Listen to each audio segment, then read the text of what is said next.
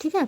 सबसे पहले आप एक चीज़ को समझ लीजिए कि ये आपके सिर्फ कक्षा 12 में काम नहीं आने वाला है, ये आपका जब प्रोफेसर एग्ज़ाम देते हैं नेट में भी काम आता है, TGT PGT exam 12th physics से लेकर सब चीज़ में, और यूपीएससी सिलेबस में, पीसीएस के सिलेबस में हर जगह काम आता है। तो खड़ी बोली का प्रथम महाकाव्य है खड़ी बोली का प्रथम महाकाव्य है प्रिय प्रवास, जिससे ये पवन दूतिका से लिया गया। देखिए, संस्कृत साहित्य के मेघदूत, हंसदूत आदि की प्रणाली पर हरिऔध जी ने भी अपने प्रिय प्रवास में वियोगिनी राधा से पवन को दूत ही बनाकर कृष्ण के पास भिजवाया है। कवि द्वारा चित्रित राधा के विरह कतरा रूप से कई बढ़कर पर दुखा कतरा स्वरूप प्रकट दृष्टाव्य है। लोक सेविका राधा जी उदात्त भावनाएं उनके चरित्र को नवीनता प्रदान करती। मतलब लोग यहाँ तक कि बहुत ही अच्छा है, उधर सिंह उपाध्याय ने ये लिख करके और एक कक्षा 12 की किताब में डाल करके जिसने भी डाला, ये बहुत ही बेहतरीन कार्य किया, क्योंकि मैंने इनसे बहुत प्रेरणा ली थी, क्योंकि मेरा नाम भी राधा था। तो प्रेरणा इससे ऐसे ली कि इनका प्रेम पवित्र था। और लोग जैसे कहते हैं कि राधा कृष्ण, हाँ वो अच्छा है, बहुत बेहतरीन है, परंतु राधा जी के विरह पक्ष को, यानी कि जैसे सिक्के के दो पहलू होते हैं, सिक्के का एक पहलू ही हमेशा देखा जाता है, परंतु दूसरा पहलू नहीं देखा जाता है, परंतु यह गलत है। हमेशा दोनों पहलू ही देखे जाने चाहिए। ठीक है। अब मैं इसको थोड़ा सा बताऊंगी, फिर इसकी व्याख्या अपने द्वारा की गई कक्षा 12 की कॉपी से आपको समझाऊंगी, और मुझे पूरा विश्वास है कि आपको समझ में आएगा और बड़े बड़े एग्जामों में भी काम आएगा। बैठी खिन्ना एक दिवस वह गे में थी अकेली, आके आंसू दृग युगल में थे धरा को भिगोते, आई धीरे इस सदन में पुष्प सगंध को ले, प्रातः वायु सुपवन इसी काल वातायनों से। जो व्यक्ति विरह से पीड़ित होते हैं या जो बहुत दुखी होते हैं, जब आप बहुत दुखी हो तो अगर वायु चलती है तो आपको ऐसा लगता है कि जैसे वायु आपको दुख और बढ़ा रही है, क्योंकि वायु अच्छी तब लगती है जब खुश हो, और जब बहुत खुश हो और वायु चल रही हो, मधुर मधुर ठंडी ठंडी, अब बहुत खुश होते हैं। कभी कभी हम उस दुख में भी खुश हो जाते हैं उस वायु को देखकर, परंतु यहाँ राधा जी बहुत ही अधिक रो रही हैं। और वैसे तो कहा जाता है कि राधा जी को श्री कृष्ण ने कहा था कि रोना नहीं, परंतु अगर वो दृष्टिकोण से न देखकर अवधेश सिंह उपाध्याय के दृष्टिकोण से और मानव रूप में देखा जाए तो रोना सहज है, क्योंकि वियोग में रोना तो होता ही है। तो बैठी खिन एक दिवस वह घेह में थी अकेली, आके आंसू दृग युगल में थे धरा को भिगोते, यानी कि एक दिन राधा जी घर में अकेले बैठी हुई थी। फिलहाल घर नहीं, वो वन में ही बैठी होंगी। तो मान लो एक बार घर में बैठी हैं, क्योंकि वन जाना और घर आना भी तो होता होगा।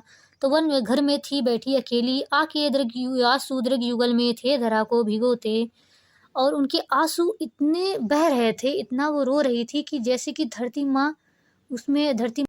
तो उसके आगे से कि जब बैठी खिन्न एक दिवस वह गेह में थी अकेली, आके आंसू दृग युगल में थे धरा को भिगोते, आई धीरे इस सदन में पुष्प सगंध को ले, प्रातः वाली सुपवन इसी काल वातायनों से। वातायनों यानी कि यहाँ पे हो गया झोंकों से, झोंके बने होते हैं घर में, झरोखे बने होते हैं, उनसे जो वायु आ रही है उसको राधा जी मतलब कि वो जब सदन बैठी हुई हैं और वहाँ पे पुष्पों की सुगंध को ले करके वायु जब राधा जी के घर में आती है।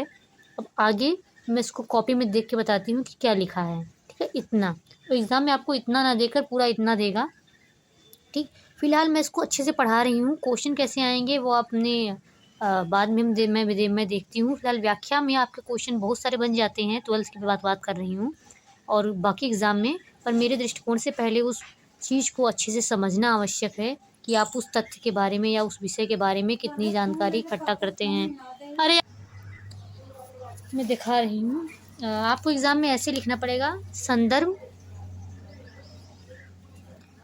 चलिए मैं इसके बारे में बात करती हूँ, पहले आप इस विषय को अच्छे से समझ लीजिए कि इसमें कहा क्या जा रहा है, वरना लय बिगड़ जाती है। फिर आपको भाषा रस छंद अलंकार क्वेश्चन कैसे बनते हैं वो सब मैं बाद में बताऊंगी, पहले इसको अच्छे से आप पहले को पढ़ लीजिए। संतापों को विपुल बढ़ता देख के दुखित हो, धीरे बोली सा दुख उससे श्रीमती राधिका यूं, प्यारी प्रातः पवन इतना तू क्यों मुझे है सताती, क्या तू भी कलुषित हुई है काल की क्रूरता से। यानी कि राधा जी वहाँ से चली जाती हैं, जो पुष्प खिलते हैं, मतलब जब कृष्ण चले जाते हैं तो राधा जी जब बैठी हैं तो वो मतलब पूछती हैं पवन से, क्या तू भी दुखी है, श्री कृष्ण के जाने से संतापों को विपुल बढ़ता देख के दुखित हो।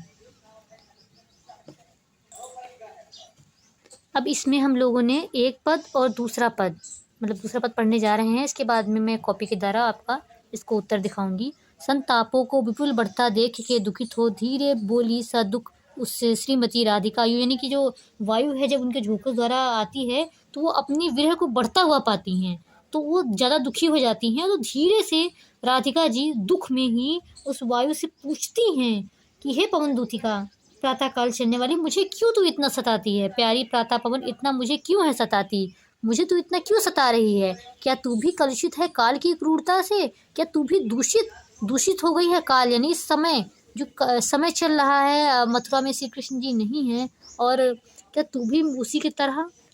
तो कहते हैं क्या तू भी कलुषित है काल की क्रूरता से? क्या समय की अभाव में, श्री कृष्ण के अभाव में, क्या तू भी मेरी तरह परेशान हो रही है? इसी वजह से तू मुझे सता रही है। ठीक है, अब ये इतनी बात हो जाती है क्योंकि ये 12th के एग्ज़ाम का मुख्य पैटर्न है मेरे, तो मैं इसको थोड़ा सा अपनी कॉपी के माध्यम से बता देती हूँ जिसमें आपके एग्ज़ाम में भी आपके अच्छे नंबर आ सकें। तो ये मेरी 12th की कॉपी है, तो इसमें संदर्भ ये हो जाता है कि प्रस्तुत पद्यांश हमारी पाठ पुस्तिका से संकलित पवन दूतिका संकलित मतलब लिया गया है, संकलित पवन दूतिका के पाठ से अवतरित है। अपनी भाषा में आप लिख सकते हैं। सर रचयिता राधा सिंह उपाध्याय हरिऔध जी हैं।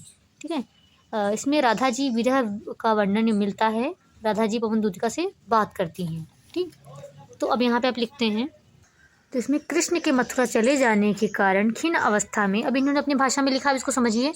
कृष्ण के मथुरा चले जाने पर खिन्न अवस्था में एक दिन अपने घर में राधा जी अकेली बैठी हुई थी। दोनों आंखों में आंसू आ गए और इस धरती को भिगो रहे थे। पुष्पों से युक्त सुगंध इस घर में हवा लेकर आई। प्रातः काल की सुंदर हवा इस झोंकों के साथ आई।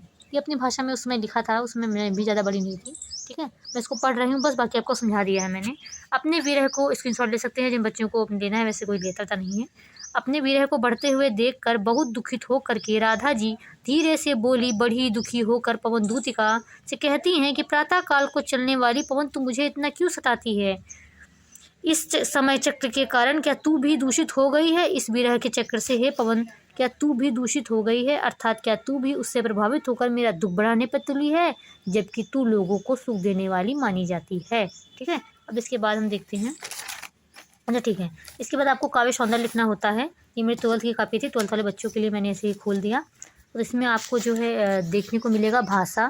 ठीक है, भाषा इसमें खड़ी बोली है, छंद या मैं बता नहीं सकती अभी, और बस यही सब चीज़ें होती हैं। और कह सकते हैं कि बाकी आप लाइन खुद अपने आप से डाल सकते हैं कि इस पंक्तियों में वैसे आजकल 12th में तो क्वेश्चन अलग तरीके से आते हैं, तो उसका मैंने अलग से वीडियो बना भी रखा है कि प्रीवियस ईयर पेपर कैसे आता है।